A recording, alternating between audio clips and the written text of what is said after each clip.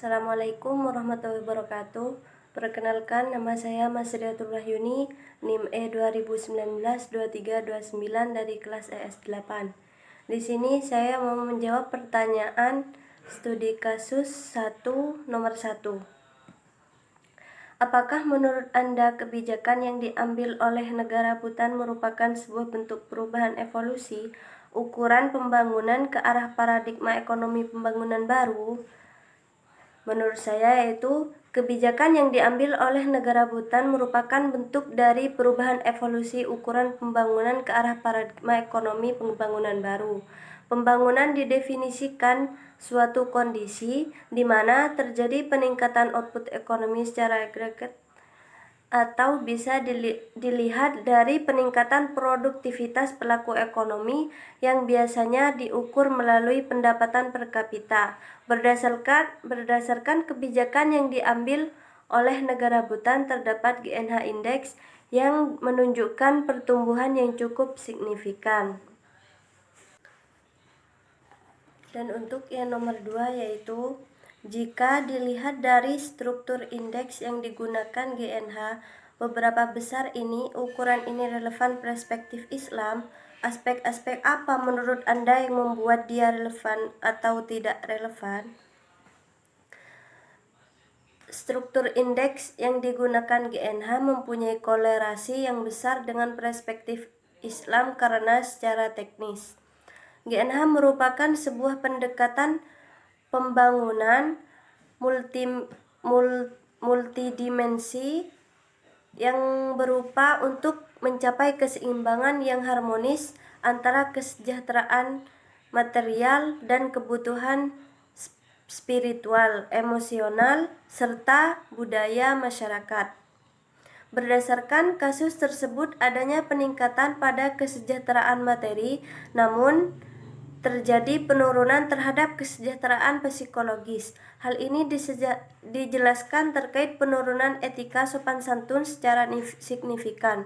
Maka dalam kurang relevan dengan perspektif Islam, karena berdasarkan perspektif Islam, konsep pembangunan perlu disesuaikan dengan pedoman umat Islam. Adanya motivasi pengembangan dan pelaksanaan ekonomi pembangunan Islam tidak hanya untuk memenuhi kebutuhan, akan tetapi juga bagian dari ketaatan.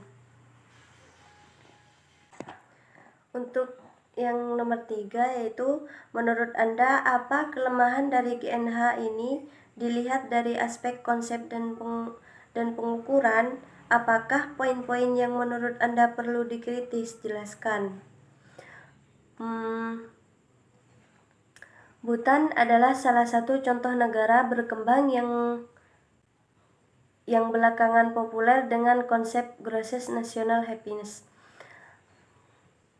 Untuk menggantikan pengukuran GNP yang bisa digunakan oleh negara-negara di dunia untuk mengukur pertumbuhan ekonominya, Bhutan ingin membuktikan bahwa mereka bisa menemukan model pengukuran keberhasilan suatu negara yang tidak hanya berdasar pada pertumbuhan ekonomi, tetapi juga memperhatikan aspek-aspek lainnya seperti hubungan sosial, budaya, dan perlindungan terhadap kelestarian alam.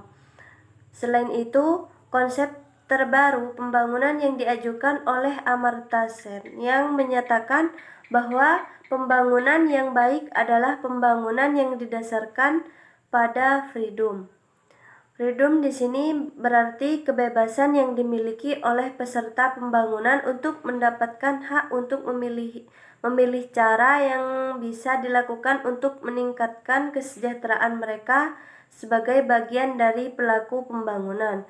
Masalah pengukuran kesejahteraan dan kebahagiaan telah diperdebatkan secara luas di berbagai negara yang dilihat pada sisi manfaat dan relevansinya.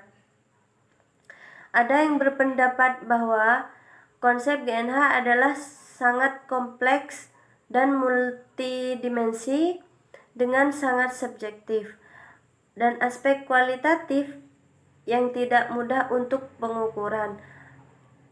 Lainnya melihat bahwa GNH tidak baik ditinggalkan sebagai sebuah konsep pengembangan menyeluruh yang harus dikurangi standar idealnya yang terlalu tinggi. Pada sisi lain,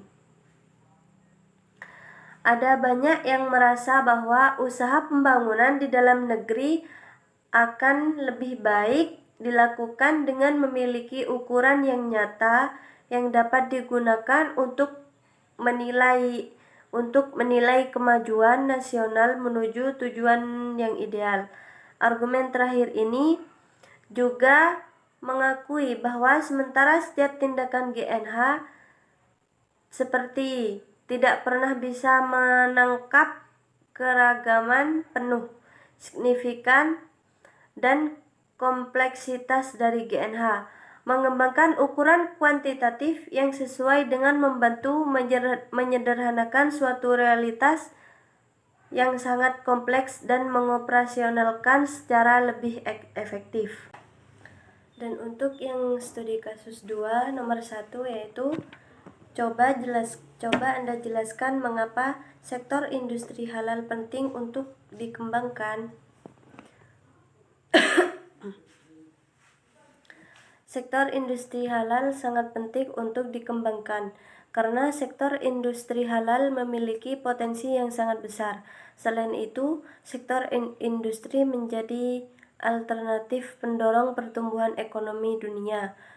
Permintaan konsumen dunia terhadap industri halal semakin meningkat karena umat Islam di dunia ini semakin lama semakin berkembang. Dengan berkembangnya umat Islam, tentunya industri halal otomatis juga wajib dikembangkan. Adanya sertifikasi halal diharapkan dalam meningkatkan efisiensi dan daya saing industri mikro dan kecil sehingga mampu memperluas akses industri halal tidak hanya di Indonesia, tetapi juga di dunia. Dan untuk yang nomor 2 yaitu menurut Anda apa perbedaan pengembangan industri halal yang terjadi di negara OKI dengan non-OKI? Jelaskan. OKI merupakan organisasi internasional terbesar ke dunia setelah Persatuan Bangsa-Bangsa. Organisasi ini menjadi kekuatan besar yang mewakili dunia Islam dalam percaturan politik global. Dengan banyaknya badan-badan struktural yang menopang laju kerja OKI, organisasi ini terus mengembangkan skala kerjanya menjadi lebih komprehensif pada banyak bidang yang menyangkut kemajuan umat muslim. Sama halnya dengan pengembangan industri. Dalam hal ini, perbedaannya terdapat pada pemasaran, di mana industri halal lebih mudah diterima di negara OKI dibandingkan dengan di negara non-OKI. Pengembangan industri halal mampu bekerja sama dengan memerangi terorisme dalam berbagai bentuk dan manifestasinya. Kejahatan terorganisir, perdagangan narkoba, korupsi, pencucian uang, dan lain sebagainya. Namun bukan berarti industri halal tidak diterima di negara non-OKI. Tentunya ada tantangan tersendiri untuk mengembangkan industri halal di negara non-OKI karena penduduk di negara tersebut kebanyakan non-Islam. Dan untuk yang nomor 3 yaitu menurut Anda apakah paradigma pengembangan industri halal di negara OKI dan non-OKI tersebut sama? Jelaskan. Industri halal merupakan istilah yang digunakan untuk menggambarkan kegiatan industri yang dimulai dari perolehan bahan baku, pengolahan, hingga menghasilkan produk halal harus menggunakan sumber daya maupun cara yang diizinkan oleh syariat Islam. Paradigma pengembangan industri halal di negara OKI dan non-OKI berbeda setiap negara, baik itu negara OKI maupun non-OKI. Tentunya punya strategi sendiri dalam pengembangan industri, di mana di negara oki pasti industri halal yang akan dikembangkan harus melewati uji coba atau tes sesuai atau tidak dengan syariat Islam. Sedangkan di negara non-oki tidak harus memenuhi syariat Islam karena memang rata-rata penduduknya non-muslim. Cukup sekian jawaban dari saya. Kurang lebihnya mohon maaf. Wassalamualaikum warahmatullahi wabarakatuh.